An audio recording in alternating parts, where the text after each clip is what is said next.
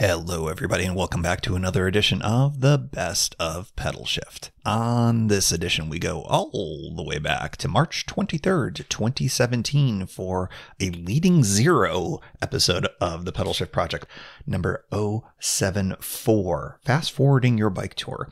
I have talked about fast forwards, and I have done a lot of fast forwards in my touring through the years. This was the first episode where I really broke it down and my philosophies behind it. It's kind of short because, frankly, fast forwarding, pretty simple concept, using transit and other methods to skip past some places for all sorts of reasons. This is a true best of. Hope you enjoy. I'm so glad that you're here. This is a topic show, and this episode we are talking about fast forwards. It's not cheating. It is your tour. And I have been a proponent of fast forwards for quite some time now. I don't think I've ever said where I've gotten the concept from. I mean, it's first of all, let me just say, lots of people do this. I just happen to call it this. And the reason why I call it this is the following. There is a dopey reality show, whatever, on the TV, on the boob tube. And it is called the Great Race, the Amazing Race. Yes. And I used to watch it. As you can tell, I obviously don't anymore. But there was a component to this whole thing. It was, everybody was trying to get from point A to point B, and their hilarity ensues and whatever. You probably have seen the show and probably describe it a lot better than I can, but there is a component in the show where one team gets what's called a fast forward, where they actually get to skip a challenge and get that much further along down the line. So I stole that idea, that name, when I started doing stuff like this in bicycle touring. So that's kind of the origin of why I call them fast forwards. And the thing that I like about them is that it helps to shape the tour in a way that gets you past something that maybe you're just not into facing in that precise moment. It may not be something that you're avoiding specifically because you hate these things, or maybe it is. There's all sorts of reasons. So why don't I just jump right into it? So why would you want to do a fast forward? I think the main answer is why the hell not? Because it's your tour. It can be something as simple as you're trying to avoid some bad weather, or you're looking at a series of climbs or bad roads ahead of you that you just don't want to tackle. And it may be a road or a climb or a situation that you've gone through before, but in that moment, right then and there, you're just like, I don't want to do this right now. Some other reasons why you might do a fast forward is if you're making up for some 0 mile days, or you're trying to stay on track during one. So let's say that you want to take a 0 mile day, but you actually want to continue to proceed down your route. That's another way that you could use a fast forward. It's also a good way to skip. And this is kind of like, the thing we don't like to talk about from time to time. And that is sometimes there's some boring ass stretches of bike tours. And you know that maybe you just came through this really scenic national park or this beautiful area of a coastline, and maybe you're going inland and it's just not as interesting. And there's something that's really cool that's maybe 60 or more miles down the road, and you're just like, I don't want to spend a full day getting there. Fast forward might be a good idea. It might be a way to make up some time. Let's say that you've got a flight at the end and you realize if I've carried the one, I'm not going to make it. Fast forwards, they can help you make your bike tour work out. So what works for fast forwards? Really just pretty much anything that gets you and your bike further on down faster than you can pedal. I mean, that's sort of kind of a file under duh, but it's true. The ways that I've actually used all of these, quite frankly, although the last one is a little bit of a minor cheat, but we'll get into them. Number one, mass transit agencies. So utilizing a city bus, utilizing local subways or local light rail. Those are all really great ways to do it. Here in the DC area, I've used the Metro Rail, the subway, basically, to take me out to basically do a fast forward to get out, maybe 20 or 30 miles down the line. On the CNO, I've done that before. I do that in combination with a bus. So it was actually a rail ride to the station over here on DuPont Circle, not very far from where I live, with Kimberly, who you met last week, by the way. And then I took the Metro rail out, the red line out, and then I took a bus. And that got me pretty much almost all the way with a short ride to, I think it was mile marker 30-ish, the C&O. And in 1 hour, maybe an hour and a half worth of kind of transit riding, that gets me 3 hours further on down. So obviously there was a multiplier there that worked really well. In other places I've used, famously a couple of years ago, I did the crazy all mass transit tour from Washington, D.C. all the way up to Boston, which was kind of nuts and kind of a fun way to do it. Minimal bike riding, lots of mass transit, but it was to prove a point. You can do it. And I think that that's probably the number one best way to do it. It's inexpensive. You usually have a lot of access to it, and it's really easy to find the information. We'll talk more about that a little bit later.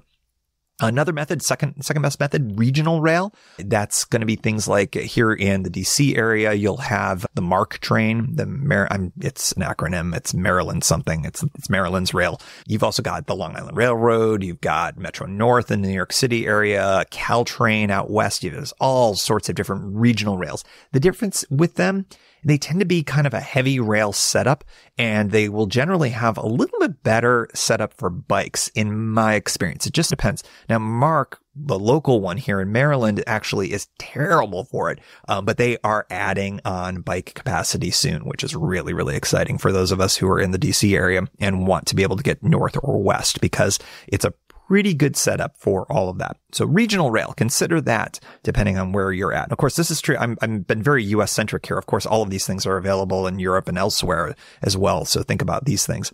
Amtrak. So heavy rail, that's more of an intercity type of rail. Of course, I've talked about Amtrak quite a bit here. Of course, you've got Canada Rail up in Canada. You've got different rail systems all throughout the rest of the world. Another great way to do it. Intercity buses.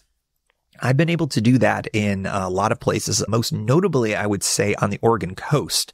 And the Oregon coast has got some really good setup with there where it's actually inter-county buses, and they have it very specifically set up for that. I've talked about this on the podcast before. Going from Portland to Tillamook is one great example, but there's a ton of them that go up and down the entire coast as well. So lots of opportunity for you to either do a reverse course, to create a loop, to link together a loop, or do all sorts of different things out there, any place. Intercity buses can be really, really helpful. They tend to be regional. They tend to go often during rush hour. Sometimes not. It depends on where you're at. Last but not least, this is the one that I've done the least amount, but I have done it actually once, and that is hitching a ride with folks. And now I know from talking with Mysterious James, friend of the show, Mysterious James, that this is a much bigger deal up in, say, Canada. Oh, and Jasmine Reese also talked about doing that in Canada as well. Alaska, a lot of places like that where it's more part of the cultural tableau. I did it in California going from, it was Morro Bay State Park. We hitched a ride into town with somebody in a pickup truck, and she was super nice and said, "Hey, want to come in?" This was with the guys, what did I call them? The international crew, somebody's going to come up with this. It was the League of Nations crew. That's what I called them. Yes. So I did that. That was my first time actually hitching a ride. It was bizarre. And I felt, I've been very conditioned by, I think, society saying, no, you shouldn't do that because you're going to end up in an axe murderer movie of your own. But it worked out fine, and there was no problem at all. So hitching is something that you can definitely do. All of these things work really well for fast forwarding, and it just depends on where you are and what your comfort level is. So I've talked about a few of the different examples of how I've done it, but let me talk about it a little bit more generally and maybe sprinkle in some examples from what I've done in the past. The most important thing that I would say is whether you intend to or not, I would say plan ahead. I like to know roughly where I'm going and knowing what are the options in the area. And it doesn't mean that I have to have this exhaustive, crazy list or that I have to be prepared for absolutely everything that goes down. But I like to know what's around me, so that if something does go down and I do need to take advantage of a fast forward, I kind of have an idea of what's going on. And I'm also maybe not dependent on me pulling out my iPhone going, oh, wow, here I am in Monterey. Can I get a bus someplace? That kind of a thing. So to the extent that you are actually planning it, you're like, I do not want to climb that hill, or I am going to want to fast forward from this part of California all the way down to this part of California or up to that part of the state because I'm not as interested in this part, but I definitely want to get there. Download all the schedules and store them on your phone, or God forbid you actually print them out. A lot of transit agencies will still print out their maps and have them available in their towns at their transit centers. Or if it's actually often a smaller town or maybe a less frequent pickup, they'll actually have at bus stops the actual list of the times. I'm trying to think of a place where this happened. I feel like it was in California near the Redwoods. I want to say it was in Eureka. There we go. Yes, in Eureka, I remember I'd run out of time. I wish I had planned things out a little bit better. This was a ride with Mysterious James, and we realized that I was going to be one day short of being able to make my flight. So what I ended up doing was I stayed in the Redwoods for a while, but rather than when I went back to Eureka, there's a very small climb, but for whatever reason that day, I just wasn't feeling it. So I looked around, asked a couple of folks, and we'll get to that in a second, and found a bus that would take me up and over and would fast forward me right to it. And that worked out really, really well. They actually had the schedule at the bus stop. So when I walked up there, I took a look, and it was really easy for me to figure out what was going on. And so that worked out really well. Pro tip. This is especially true for cities or areas where you're going to have a distinct rush hour. Many transit modes will restrict bikes during certain hours, and this is going to be particularly true for subways or trains, where there's kind of a classic commute. There's a commute in or a commute out. So you'll really want to watch and know when those times are, because it is a real bummer if you are really banking on it. Let's say that you've got kind of a tight connection that you want to make or something like that, and you get there and somebody with some kind of an official looking badge or something says, you cannot bring your bike on during this time. You have to wait till 11 a.m. or whatever. So be mindful of all of that and know what times you can bring your bike aboard any of these various conveyances. It's really helpful to know. The last little bit of tip that I would say, and I kind of alluded to this before, is ask around. Especially the people who take buses often are really, really good at taking buses, I have found.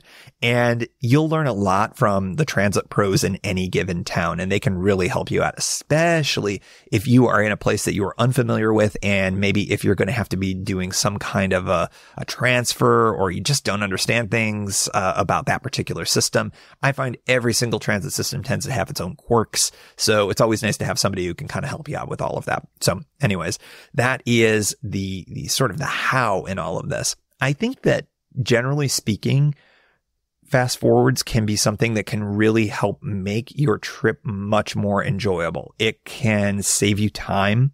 It can save you effort, and it can put you in a place where, frankly, you're able to avoid less exciting stuff and maximize the good stuff. So if you want to spend more time someplace, let's say, I'll give you an example. A place that I really, really liked was Big Sur.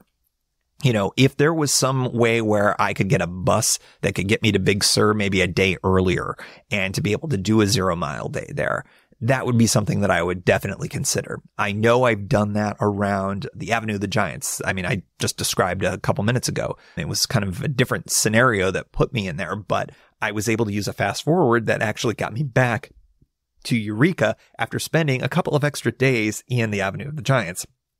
That was what I ended up deciding to do. Now, if I could have figured out a fast forward down the line, if I had been thinking a little bit more, maybe I would have been able to make that plane. Maybe I could have shaved off that extra day getting back to San Francisco and could have kept going with Mysterious James along the road there, at least for another couple of days. But sometimes, you know what? You live and you learn. And what I have learned is that fast forwards can be an integral part of making your bike trip much, much more fun.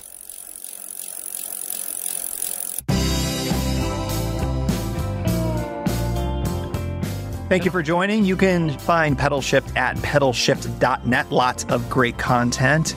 You can hear the Pedalshift project through iTunes or your favorite podcast aggregator.